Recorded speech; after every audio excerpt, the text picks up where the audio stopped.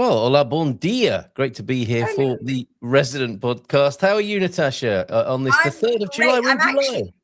I'm so happy. I'm sitting here all wet, which is marvelous because I went swimming during the dog walk, and then I just put put my clothes on top of my wet underwear, and I thought, you know what, that's the way it's going to be.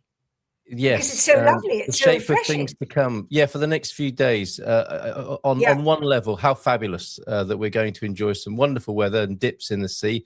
I was thinking that myself. No, this isn't wonderful weather at all. No, it's too hot.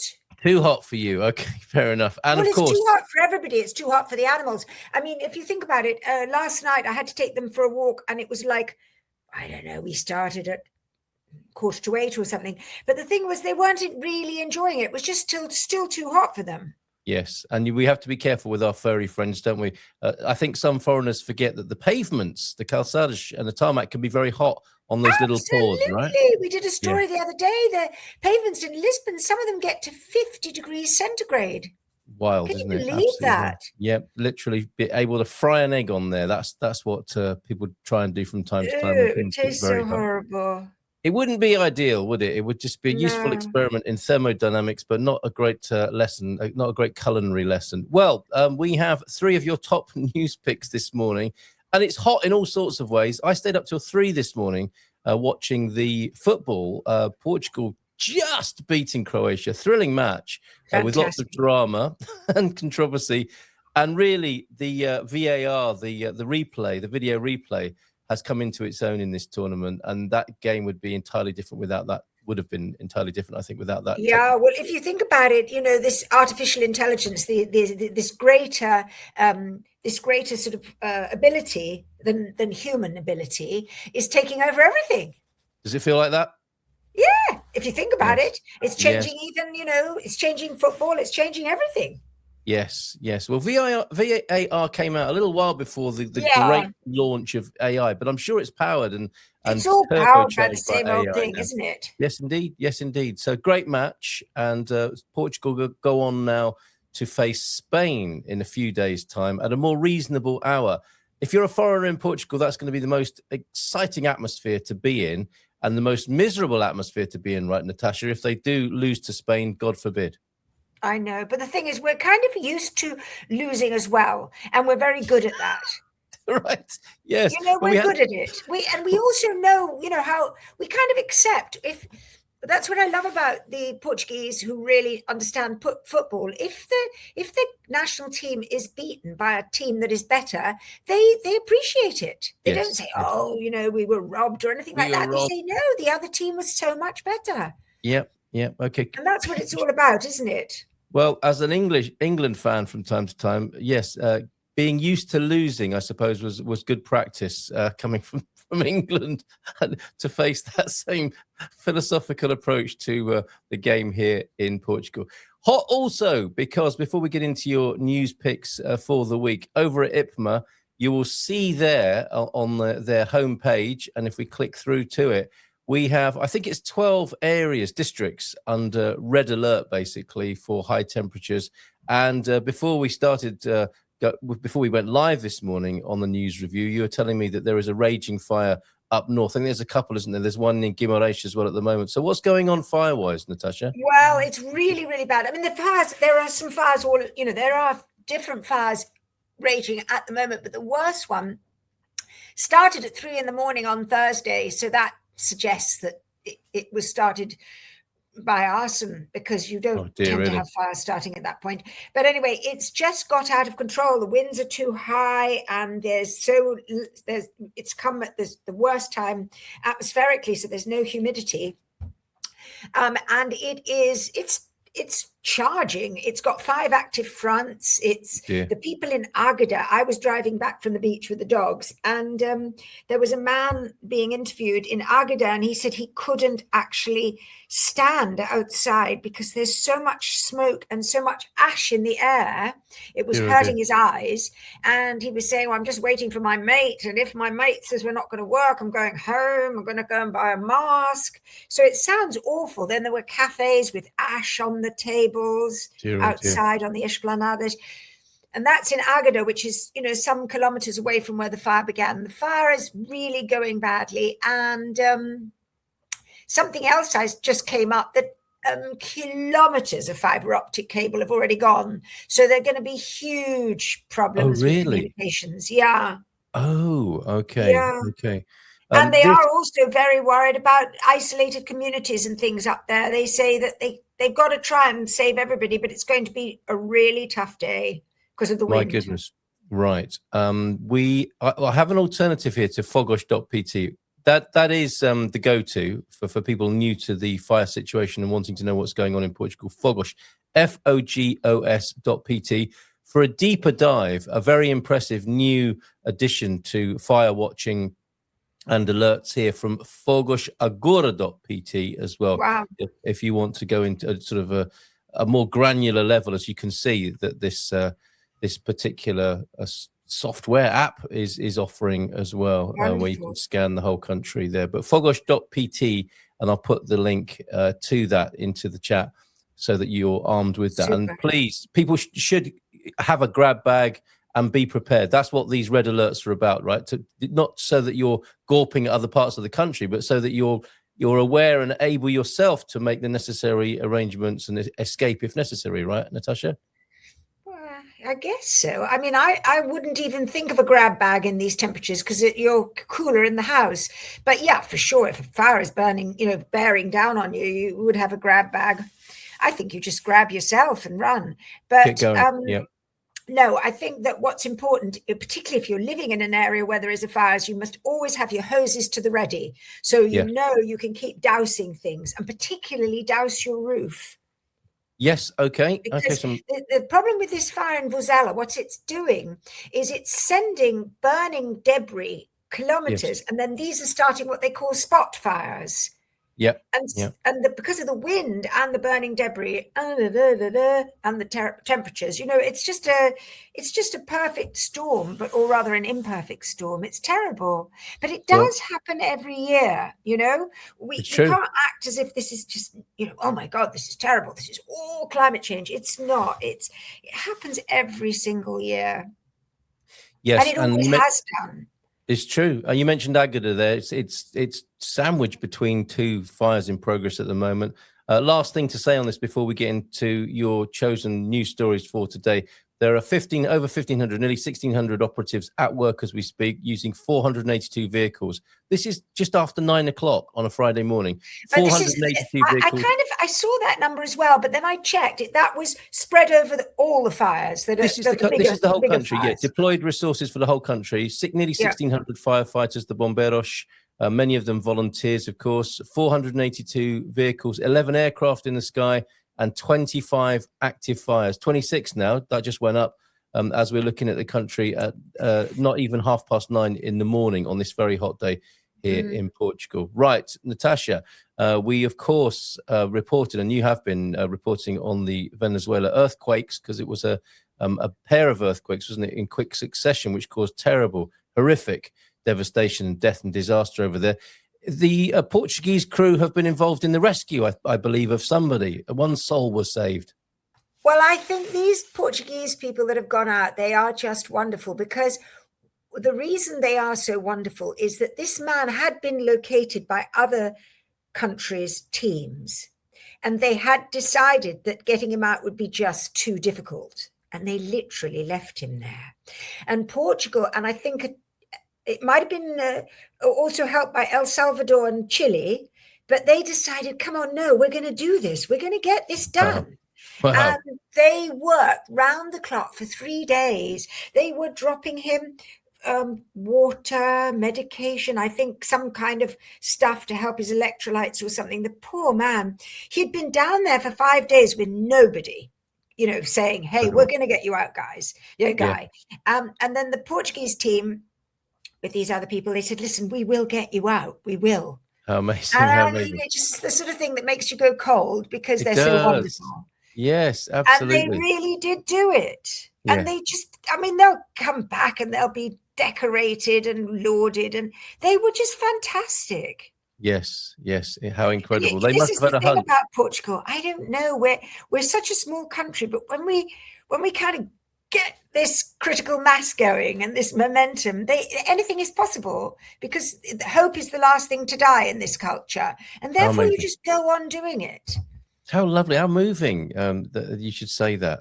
Hernan Gil at 43. I think at first they called him Hernan Gil, and then he became Hernan Gil Flores. So I quickly had to go back to my story and put in Flores.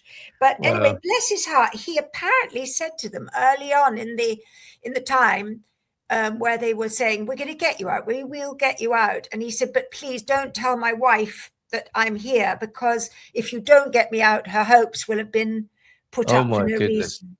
I thought the end of that was going to be, I only popped out for a packet of cigarettes and now look. But bless him, he was a security guard. Bless his heart. He was a security guard in this shopping centre that came down, presumably killing everybody in there.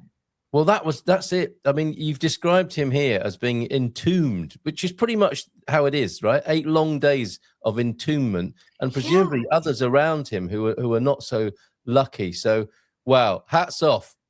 I know, they're great. They're absolutely, they're so, I mean, now they've said they've got to go on and see who else they can help. It may be that they can't. It may be, I mean, we're so late now. We're at that point where, you know. Yeah, 72 hours is seen as the optimum rescue time, isn't it? 8 days. I mean, this man must be 9 days now. How extraordinary, how extraordinary. Yeah. Right. Well done, the Salvador of Portugal. Yeah, they're fantastic. Over there in Venezuela. And I think that, you know, there is a great connection, isn't there, between the two countries? But, well, which country doesn't Portugal have some sort of connection with? I think there is a special one, isn't there? But I mean, when it comes to speaking a Latin language, I think there's always this wonderful camaraderie. Yes. Yeah. Amazing. Amazing. Okay. Well, let's move on from that little bit of good news in that terrible situation. The images are just horrific, aren't they? From Venezuela. It's just. No, it's just a disaster. Yep. Absolutely terrible days ahead. Going back to the fire situation here, I'm getting quite familiar with this lady. I feel like I know her on the screen at the moment, who comes up from time to time in adverts across the internet. She's absolutely terrible days ahead. Portugal enters a situation of alert. Who said that? Well, this is this marvelous Interior Minister, Luís Neves, who was the PJ National Director for about 8 years before he came into government, because he's like completely changed the whole feeling of this ministry, because the last minister was just hunkered down, you know, with her pearls and her hair, and she hardly ever said anything to anybody. And so last year's fire season was a complete washout. It was a disaster. Whereas this guy's come in and he's communicating practically on a daily basis, or even sometimes twice daily. And he's just basically saying to everybody, come on, we've just got to get through this. We're going through hell, but we've got to get to the other side. And so we've got a situation of alert that's come in since midnight last night. What that basically means for just general people like you and me is, don't go with your car into areas where the man in my life who knows all about cars explained that it's because catalyzers can get to 300 degrees or something, and all they've got to do, they're on the exhaust apparently, all they've got to do is touch a blade of dry grass. So you mustn't drive anywhere that isn't already tarmacked. You mustn't go into forests. They don't want you really to go into forests with your animals just for a walk. Stay at home, right? Like yesterday we had a terrible walk because we were in the wrong place, because we didn't go into the forest. And people who normally work in forests they can't use their streamers or anything like that. Anything that will cause that could cause a spark. It's not worth taking the risk, is it? It really isn't. And so people need to be extra mindful. Declaration primarily concerns, first and foremost, the prohibition of access to and movement within previously designated forest areas, the prohibition of controlled burns, and the burning of agricultural residues. So he is a good example of how politicians might be, even though it must be very difficult to get up and face the press and the country on such situations. People do like a sense of what's going on, don't they? I think, and there's a brave politician who will get. Yeah, but he's got this added. I don't know. He's just got this added advantage which the others do not have. And he is already a man of the people. The others are not. Right. The others are all living in gilded cages in Lisbon, and most people don't seem to think they have much connection with reality at all. But he's right down there. I mean, he knew about, obviously he's been involved with catching criminals and, everything else. So you kind of get the feeling he already is part of the people. Whereas How about that? Maybe a president or prime minister in the making, perhaps, for the future. But anyway, he's got his hands full at the moment and commenting their absolutely terrible days ahead. Giving it like it is, telling it like it is to the people. So be very careful. We are in a state of alert across 12 districts here in Portugal. I think at the moment, the state of alert stays until, I think it's midnight on Monday. Right. Hopefully by then the temperatures will start to drop. I've stopped looking at my phone to see what the temperature is, because it's so depressing. It's always 33, 34, whatever, 36. And you just think, so I'm not looking anymore. Okay, just going to jump in the water at 7 in the morning. Yeah, and swimming before breakfast. Fantastic. Definitely. Way to cool off, isn't it? Be careful out there as well, however, in that Atlantic. I'm very lucky to have... where we go into we've got a tidal river. Yep. So we time it so that I put my clothes in one place, then I walk up to another place, then I get in the water, and then whoosh, it's a bit like tidal splash. Yeah, it's very tidal. Right. Okay. I'm then whisked back to my clothes, and then I do it again.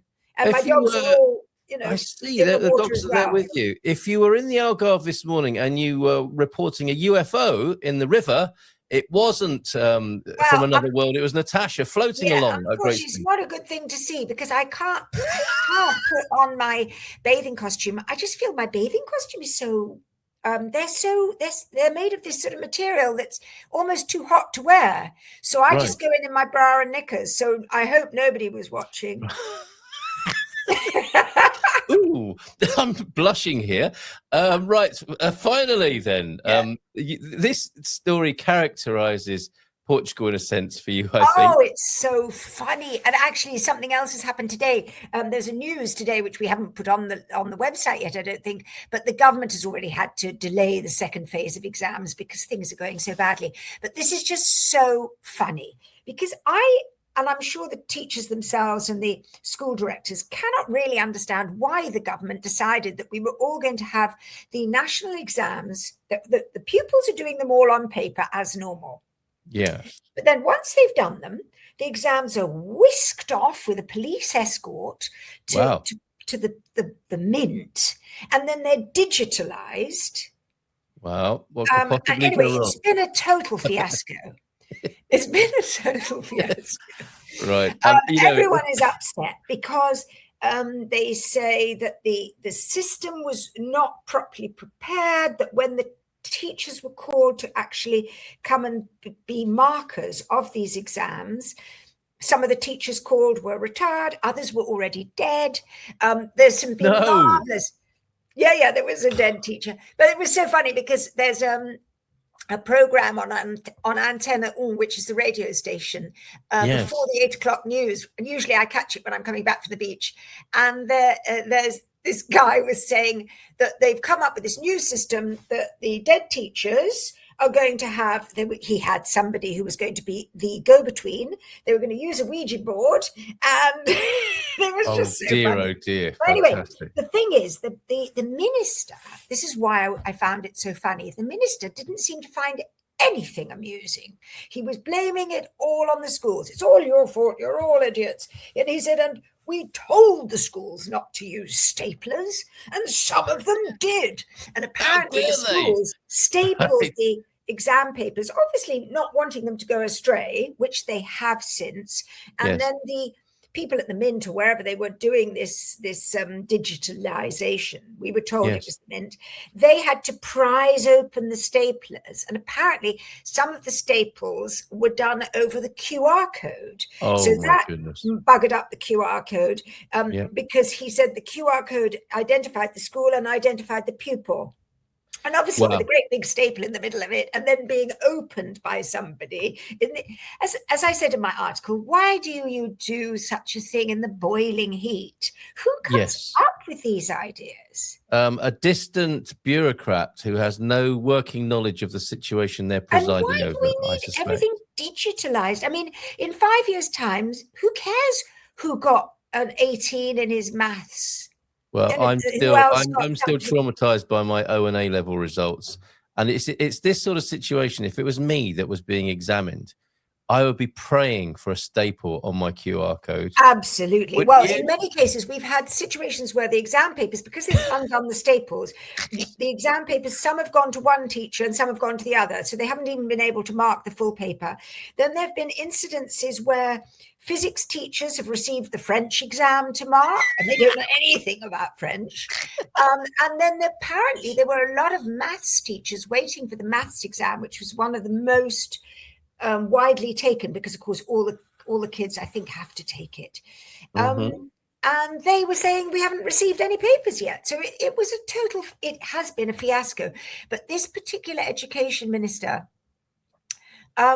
is just got instead of being, gracious and saying, you know what, we have made a bit of a horlicks of this, he's saying, oh, it's all the school's fault.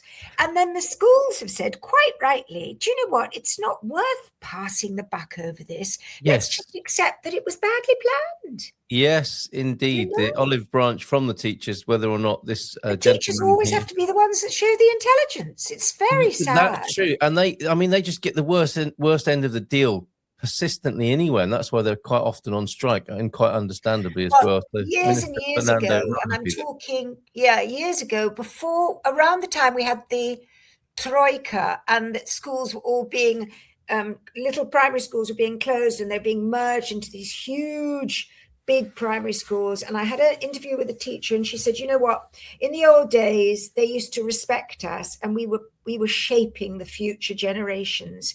And now we're just treated like numbers, and we can't do our job.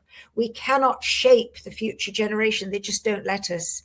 Do you know what? I'm not sure if they've regained or recovered from that. It would appear. I don't think they have. No, and it's been ruined. Yes, on the one hand, I'm thinking, going back to staples, it's no wonder staples were involved in this bungle and fiasco, because stapling is an important part. It's a staple of the culture.